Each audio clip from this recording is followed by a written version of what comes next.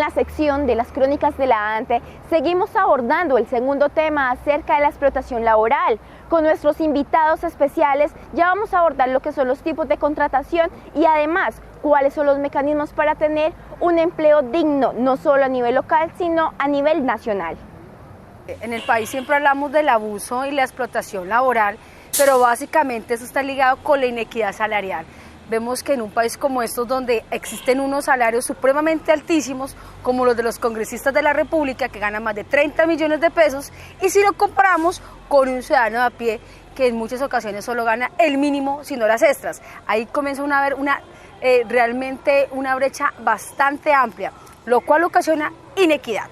Sí, entonces digamos que sí, que la normatividad en Colombia es clara cuando dice que se deben dar las garantías para que los empleados tengan obviamente estabilidad, continuidad y todos los derechos que la ley ha venido constituyendo a través del tiempo. Digamos que los derechos de los trabajadores han venido luchando a través de sindicatos, a través de protestas, y se ha venido formando un código sustantivo del trabajo que debe ser nutrido y que debe garantizar pues, obviamente que el empleado cumpla con todas las garantías. Insistimos, la modalidad es bastante regresiva en materia de reconocimiento de salario y no se compadece con las actividades que realizan a diario. Entonces muchas veces son contratistas que tienen jornadas laborales de más de 8 horas y de esa manera pues no se compadece con, repito, quienes estarían en una nómina, que entran y cumplen con un horario y se van definitivamente pues a descansar a sus hogares, mientras que se quedan allí los contratistas, quienes ganan mucho menos, tienen una inestabilidad laboral mucho mayor, pero sí tienen que entregar una serie de actividades y de dedicación de tiempo mucho mayor que el que se les exige a los demás funcionarios. Ahora, hay un tema bien delicado y es que no solamente hablamos de las obligaciones que tiene el empleador, sino de las obligaciones que tiene el empleado. Y ahí donde también falta un poquito de sinergia. Lamentablemente en Colombia y sobre todo en Ibagué, que es una ciudad de tercer puesto en desempleo, pues se ha venido que no existen las garantías para el empleado, empezando por el estamento público. En la mayoría de entidades públicas no se respetan los derechos de los trabajadores debido a que están por prestando de servicios. ¿Qué significa eso? Que no tienen derecho a primas, que no tienen derecho a vacaciones, que no tienen derechos a una seguridad social, a unas ventajas, y tienen que hacerlo con unos salarios muy pocos, incluso por debajo de sus perfiles laborales. Me imagino, si son profesionales le pagan como técnicos, si son técnicos le pagan como bachiller. Entonces digamos que son de las cosas que hace que el empleado pierda la calidad en el trabajo que hace. Un abuso laboral se da más que todo en dos temas: en el contrato de prestación de servicios y juegan con el contrato realidad. Me explico. El contrato realidad se presenta en tres cosas. La primera es la prestación del servicio personal, la segunda la remuneración y la tercera la subordinación. ¿Qué quiere decir eso? Los que estén dentro de ese contrato, pues básicamente deben percibir prestaciones sociales, como la prima de Navidad, prima de vacaciones, prima de servicios, pago de seguridad social por parte de los empleadores, ¿sí? Obviamente tienen que poner un porcentaje muy pequeño, pues los trabajadores. Pero hoy en día está sucediendo algo que son a través del contrato de prestación de servicios, que le exigen, contratan la mayoría de empresas a través de la figura del contrato de prestación de servicios y les exigen lo que en realidad hace un contrato laboral. Frente a la explotación laboral, pues lamentablemente es cierta, hay personas en Ibagué que dicen yo prefiero ponerme una chaza o una venta de tintos y no ponerme de empleado por un salario mínimo legal vigente cuando trabajo más de las horas, tengo que aguantarme personas que no están capacitadas y que no tienen el don de gente para liderar o mandar a alguien, y lamentablemente eso afecta al ser. No es justo que una persona que trabaja en una cafetería o alguien llegue a una persona que posiblemente tenga más dinero que él porque es el jefe, el dueño, y maltrate, abuse, genere incluso acosos laborales, no solamente desde el punto de vista de maltrato psicológico, sino hasta sexual. Y son de las cosas que definitivamente como ibaguereños tenemos que empezar a transformar, pero es exigir. Bueno, esto es un problema bastante arduo que lo vemos sobre todo en aquellas ciudades medias y por supuesto en las ciudades capitales.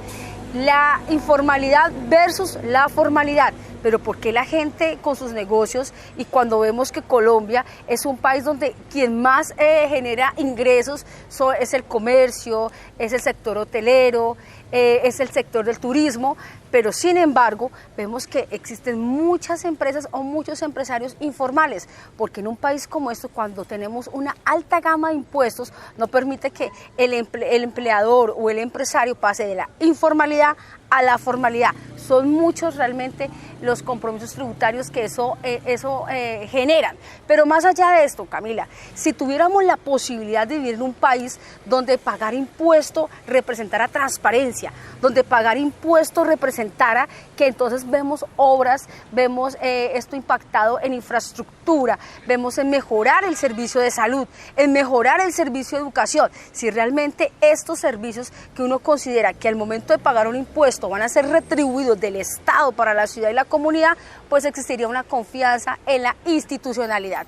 Entonces, ¿por qué la informalidad? Uno, no hay confianza en la institucionalidad. Creemos que pagar impuestos implica corrupción, implica robarse los dineros, y es que la historia así nos lo ha mostrado. Ibagué en su momento fue epicentro de la corrupción con los escenarios deportivos. Lamentable para una ciudad con alto índice de desempleo, lamentable para una ciudad que está estratégicamente ubicada en el país, lo cual tendríamos que tener unos mayores avances, no solamente en el turismo y la industria, pero también en otro tipo de actividades que fomenten un recurso importante para la región y que a su vez se vea impactado en la empleabilidad. No, pues fundamentalmente la estabilidad laboral para los contratistas de prestación de servicios es bien difícil, es un tema que de manera sistemática ha procurado superarse, pero que a diario y reiteradamente pues lo padecen muchos profesionales en el país, quienes mes a mes, semestre a semestre, anualidad a anualidad, tienen que estar buscando la forma de renovar esos contratos y poder tener una continuidad, y de esa manera pues también asegurar un poco el ingreso de recursos, pues, o la percepción de algún tipo de dinero pues para sus hogares. Entonces el tema de estabilidad laboral, el tema de salarios, son situaciones que realmente afectan, aquejan y marcan muchísimo la diferencia entre estos grupos de profesionales, ¿no? Los que están vinculados en una carrera administrativa y los que realmente pues no lo están. Pero acá tampoco la idea es darle palo al empleador, porque al fin y al cabo es el que se encarga de mover la economía. Le voy a poner un ejemplo. Nosotros, los que contratamos a una empleada doméstica, muchas veces prefiere que no le paguemos las cosas de seguridad social porque las sacamos del Sisbén. Y cuando ocurren esos tipos de sacarlas del Sisbén y sus proventas que tienen de los subsidios del gobierno, pues hace que tampoco se interese las personas en que se contraten legalmente. Entonces yo creo que esto es por parte y parte del empleador y parte del trabajador. El empleado en muchas ocasiones, por su necesidad, se ve obligado a ceder los acosos o la explotación laboral. Y por supuesto, es que vemos muchos casos, y eso es un día al día. Cuando se denuncia, se tiene también el temor de que existan unas represalias. ¿Cuáles?